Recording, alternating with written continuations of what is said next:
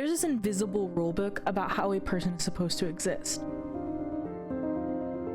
And because I chose to do social media and how I chose to exist is judged every single day, that starts to affect how someone sees themselves. None of these items fit in a certain aesthetic that the world thinks that I should have. But what if I told you that each one of these items has a piece of influence, an accomplishment attached to them, or even just a memory attached to them? Would that change of how you view these things as just junk? Well, it does for me. These items have way more value than anything that's monetary. These things are pillars of my life and give memories to where I was and where I'm set to go. Random things sitting on your desk, the piece of trash that you can't let go of because it reminds you of something from your life. Everything has a story. Just as all of us humans come from different places, each and one of these knickknacks also come from different places. Each of them have something to do with my life that all has built up to this exact moment. The story of these things have influenced me as a creative.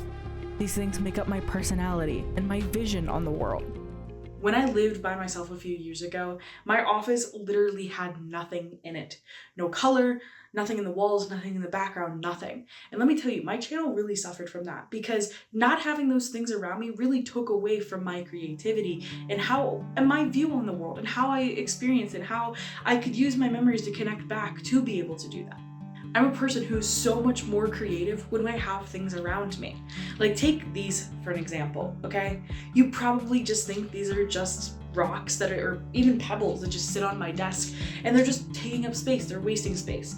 But let me tell you, each and every one of these rocks have a story to them. They show me that I'm never trapped in one single place. Each and every one of these rocks are a physical shrine, a memory in the physical space of places that I have traveled. I can tell you a story about each and every one of these, the people I was with, the place that I was, the temperature of it. It helps me ground myself and remember that there's so much more in the world that's beyond these walls. And I feel like that's why I like keeping my rock collection. Each of the things behind me also have individual stories of people I've met, places I've gone, things that I like, reasons why I do things. And it may feel like that again, it's just trash to you, but if you look at this entire wall, it's my entire personality and majority of my memories that I have in my head.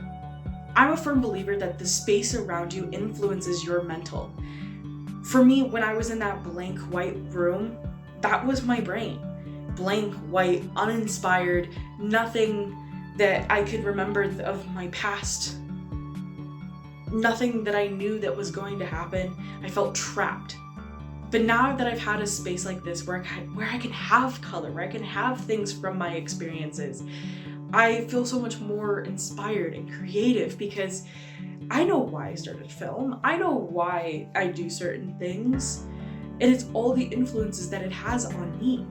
Each of these things behind me is a reminder to never hide away a piece of myself, even if it's easier for somebody else. These things may seem like a junk or a waste of money, but they're monuments to my life, that they're pieces and shrines of who I am, who I was, and who I have yet to become as a person.